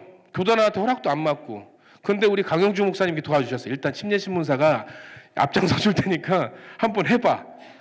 그렇게 길을 열어주시니까 이제 교단이 움직이게 되고, 교단과 정식적으로 MOU를 맺게 되고, 사업 파트너로 가게 되고, 교단 안에 농촌 선교단, 장목사 맞아요? 자립 선교단 이라는 걸 교단 산하에 이제 만들기로 했답니다. 그래서 이 플랫폼 사업이 제 개인적 역량과 개인의 사익을 위해서 움직이는 것이 아니라 교단과 유기적으로 협의하면서 같이 가요. 근데 우리가 어떤 사업을 하는 데 있어서 굉장히 선입견을 가지고 있어요. 저 쟤만 배부르는 거 아니야? 더 이상 살찔 틈이 없어요. 제가 지금 다 쪄서 그리고 정점에 왔어요. 그리고 왜 제가 교단과 우리 선배 목사님 같이 가냐면 투명하게 가려고 합니다. 투명하게. 정말로 오른손이 아니라 왼손이 그런 게 아니라 저는 알릴 거예요. 하는 일을 알릴 거예요. 그래서 플랫폼에다 하고 딸기 판매량, 기부에 언제 정도 농촌교회를 선별해서 40개를 뽑아가지고 1억씩 지원해 줄 건가? 1억씩 지원해주면 농림식품부에서 나오는 보조사업 1억을 붙여서 2억으로 갈 건가? 그중에서 2년, 3년마다 모든 게 투자하면 다 성공하지 않지 않습니까? 그죠? 실패한 투자도 있는 거예요. 자식들도 뭐 다 나면 다 성공합니까? 성공하는 자식이 있고 좀 덜 성공하는 좀 고향만 지키는 자식이 있고 다양하게 있지 않습니까? 그럼 저희가 투자한다고 다 성공할 것 같으면 뭐 승률 좋게 해요? 그런 거 아니고요. 성공하는 데는 더 막 성공할 수 있게끔 도울 거고요. 우리 목사님들이 그 투자 받아가지고 해외로 선교사 나가지만 않으면 저는 투자한 곳을 더 성장시키고 발전할 수 있는 최선을 다할 겁니다. 그리고 제가 다 할 수 없잖아요. 그죠? 그래서 침례신학대학교 안에다가 창업 보육 인큐베이팅 센터를 설립합니다. 학교하고 얘기가 됐어요. 왜? 우리 후배들이 맨 갈 교회만 찾고 있어요. 교회 무조건 뭐 가서 지도자로 서려고 하지 마. 가서 건강한 비즈니스도 좀 해보고 직장 생활도 해봐야 너희들이 성도들의 마음을 알지. 왜 뭐 신학교만 졸업하면 다 목사님 돼야 돼? 그러지 마. 라는 것을 이렇게 얘기하면 상처받잖아요. 그것을 우회적으로 교육적으로 얘기해 주려고 저희가 인큐베이팅 센터도 들어갑니다. 그리고 또 한 가지, 제가 침례교 목회 현장에서 어쨌든 코어에는 있지는 않았지만 변방에 있었습니다. 근데 우리 농선에도 있지만 제가 교회가 없으니까, 교회가 없잖아요. 담임하고 있는 교회가 없어서 농선회 회원으로 가입할 수 있을까? 라는 고민을 좀 했습니다. 목사님, 가입할 수 있나요? 어렵죠? 그래서 제가 이번에 이홉 총회장님 교회 협동 목사로 들어가게 됐습니다. 왜? 농선에 가입하려고. 가입해서 후배들도 좀 견인하고, 또 우리 농촌교회가 사람들 없고 고령화되고 인구 소멸 지역이 아니라 좀 매력 있는 교회로, 그리고 거기에 건강한 자본이 들어가서 소득 창출하고 자립하고 그 다음에 일자리 창출도 하고, 그렇게 해서 좀 우리 다 교단보다는 좀 더 우리가 앞서갈 수 있는 거. 다른 교단도 지금 농촌교회 막 많이 리뉴얼 하려고 노력하거든요. 그런데 전문적인 배경 지식을 가진 실무자가 없어서 고민이에요. 감리교도 저한테 지금 전화가 오고 있는데 침례교단 안에서부터 먼저 제가 리뉴얼 할 수 있는 일을 하겠다고 말씀드릴 테니 우리 농촌회나 우리 교단에서 적극적으로 지원해 주시면 이 펀드도 잘 활용하고 농촌교회에 활력을 넣을 수 있겠다라는 그런 말씀을 드리겠습니다. 마무리를 좀 하겠습니다. 네. 질문은 좀 이따가 질문 받을게요. 지금 저희가 쌀을 런칭하고 있습니다. 쌀도 런칭하고 있고, 그리고 이 쌀을 생산하려면 뭐냐면 기능성 쌀을 만듭니다. 그래서 거기다 사포닌을 저희가 시비를 합니다. 그래서 쌀을 생산하면 그 쌀에서 사포닌, 홍삼 몇 개 먹은 거 이상의 성분이 검출됩니다. 그리고 커큐민이라고 여러분 아시죠? 커큐민 쌀도 저희가 만듭니다. 밥 지을 때 색소 넣는 것이 아니라 재배 과정에서 저희가 커큐민과 사포닌을 투여해서 그런 쌀이 검출될 수 있도록 만들고 있고요. 그다음에 군만두도 저희가 만들고 있고요. 그다음에 쌀라면 저희가 이번에 침례교에서 만들려고 합니다.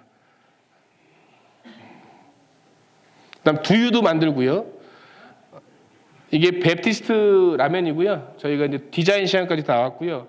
이따가 이제 끝나시면은 저희 어느 회사에서 우리밀로 쫀디기 아시죠? 그걸 만들어서 지금 동남아 수출하려고 하고 있습니다. 그래서 베프티스트 쫀디기라고 또 저희가 런칭을 합니다. 그래서 이건 주일학교 학생들 간식, 전도용품 이렇게 하고 있습니다. 제가 아는 동기 목사가 자꾸 붕어빵 만들어 가지고 지역 상권을 굉장히 무너뜨린다고 제보를 받았어요. 그 붕어빵 정도도 좀 지역에서 붕어빵 굽는 사람 있으면 좀 지양해야 되는데 그걸 버젓이 하고 있더라고요. 그 대신 쫀디기로 해라. 그렇게 말했더니 알겠다. 이렇게 답이 나왔습니다.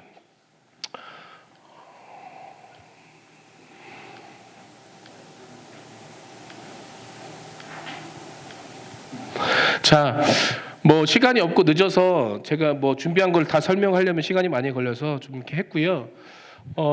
마지막으로 말씀을 드리자면 우리 교회에 대한 사정을, 개교의 사정을 제가 알 수는 없습니다. 그렇죠? 그래서 제가 농선회에 공식적으로 저희 이제 이메일과 그다음에 연락처 이런 걸 좀 남겨놓을 테니까 저한테 문의를 하게 되면 제가 직접 상담도 할 수 있겠지만 제가 월급 주는 친구들 있잖아요. 펀드 매니저들. 그다음에 이번에 저희 멤버십으로 저기 그 교회 목회 임지가 없는 친구들이 좀 많이 들어왔어요. 후배들이. 그래서 현장도 좀 가서 상황도 살피고, 그다음에 유휴 건물이 있으면 그 유휴 건물에다 스마트팜을 설치를 해서 소득 안정을 꾀할 수 있는 그런 컨설팅도 해드릴 테니까 여러분들 주저하지 마시고 연락을 주시면 저희가 성심성의껏 답변을 드리고 또 컨설팅을 해드리도록 하겠습니다. 날씨도 덥고 그런데도 불구하고 이렇게 경청해 주셔서 감사하겠습니다.